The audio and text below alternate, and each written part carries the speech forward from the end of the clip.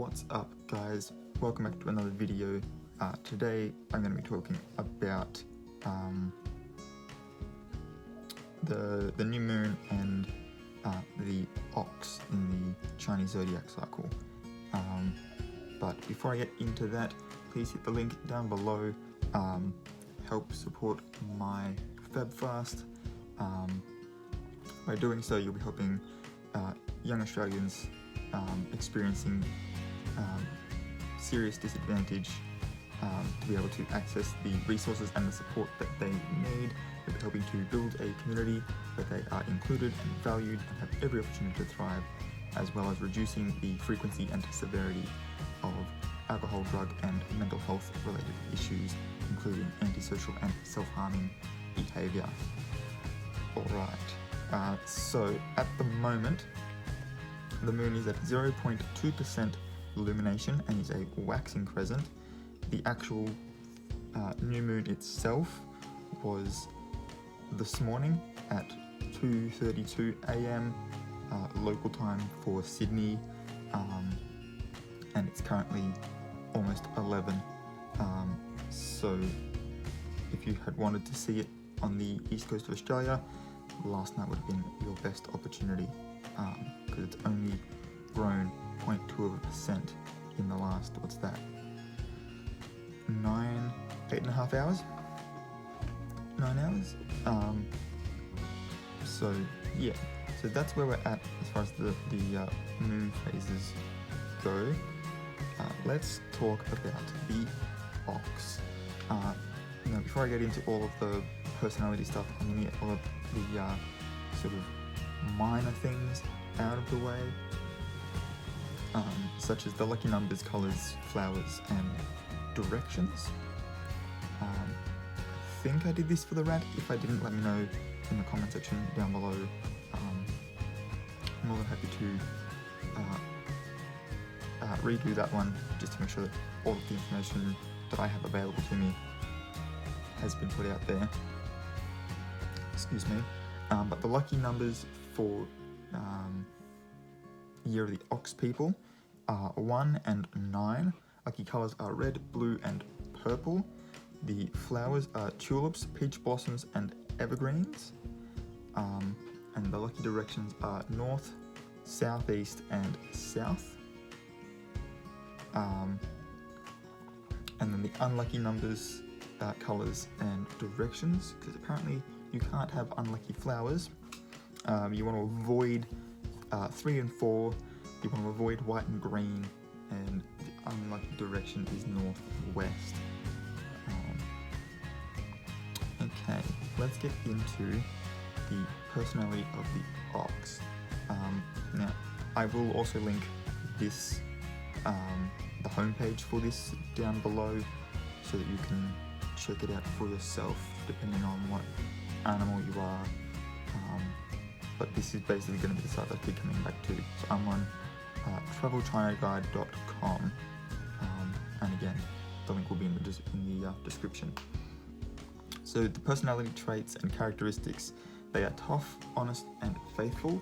Most people with Chinese Zodiac ox sign hold conservative and traditionalistic personalities. They impress people with an image of endurance, honesty and diligence. They seldom fear for any hardships or difficulties. They are persistent but stubborn, cautious yet hesitant, moody and quick-tempered. Napoleon was typical in many ways, but with certain very noticeable failings with the sign of the ox.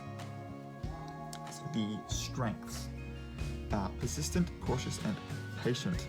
Ox personality is slow in action, but quite persistent. Once they make decisions, they will hold on straight to the end. Cautious and careful before taking actions, they will take a long time for consideration.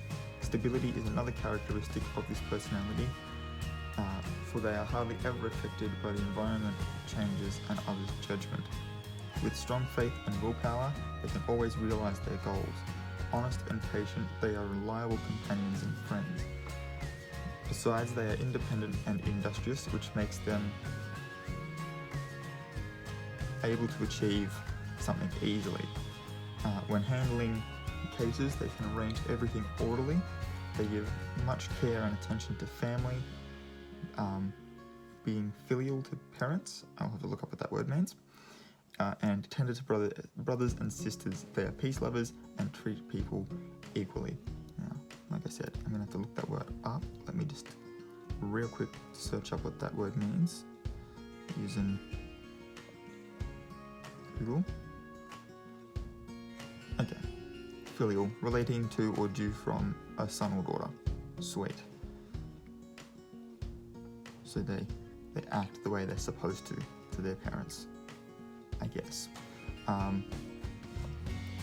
Their weaknesses, they are stubborn, tardy, and fractious. One of the weaknesses of the Ox Chinese zodiac personality is their stubbornness, for they can hardly change their minds to accept the advice of others. They usually do things based on their own slow pace. The lack of efficiency will result in an average outcome. They seem to be moody, actually fractious, obstructive, and irritable. Due to their characteristic stiffness, they cannot react correctly according to outside changes. Remaining in a passive situation, they are tending to be loose and clumsy.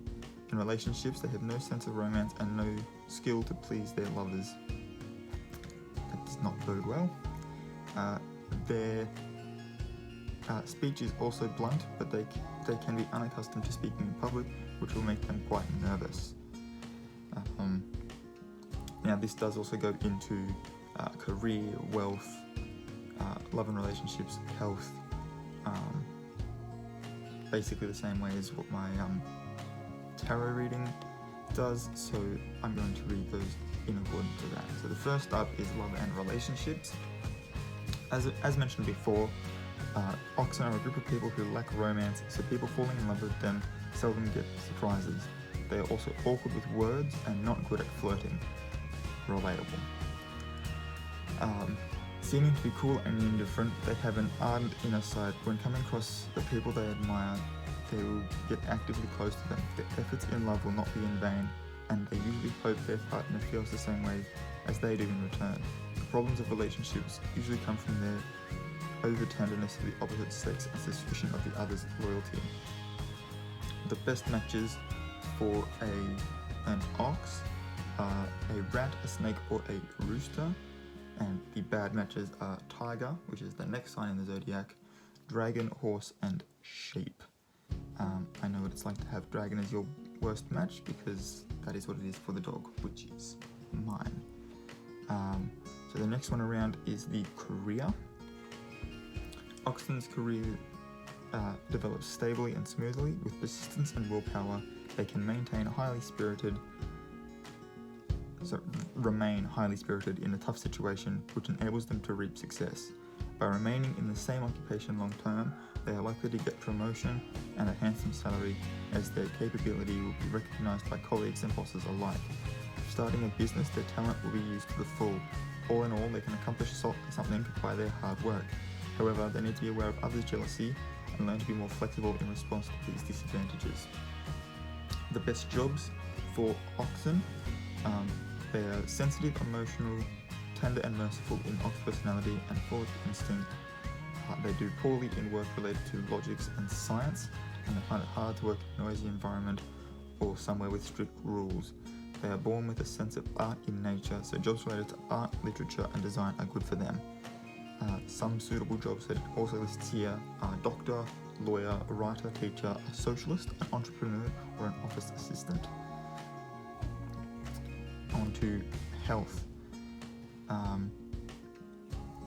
And this one's probably, even by my standards, a bit of a stretch. I don't know if being born in a particular year alters how well your organs work, but here we are.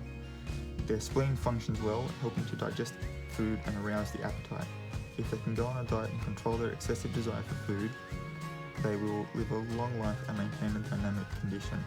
However, there will be some stomach problems. If they eat a lot of greasy, sour and sweet food, they may produce an excess of saliva, which may give rise to other diseases. They are recommended to keep a light diet and eat plenty of vegetables and fruits. I mean, everyone's recommended to eat a light diet and fruits and vegetables, but hey. And finally, wealth. In Oxen's lifetime, their economic status is good, and most of the income is from hard working. They can hardly become a tycoon or make a fortune in a short time.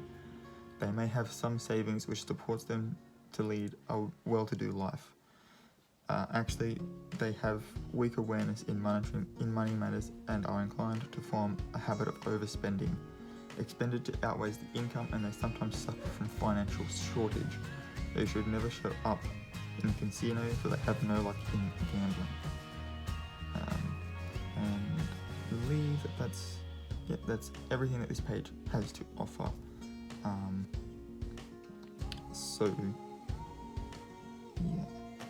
And let's see, is there any particularly special thing?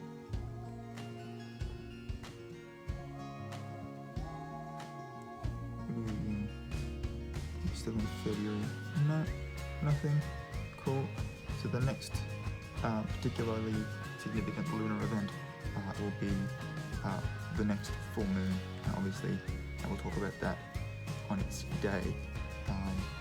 If you like this video, please give it a thumbs up. Don't forget to hit the subscribe button and the notification bell if you want to see more videos from me and be notified when I upload new ones. Again, all links in the description below. Please help out my my Febfast as much as you can. And until next time, guys, keep your head screwed on.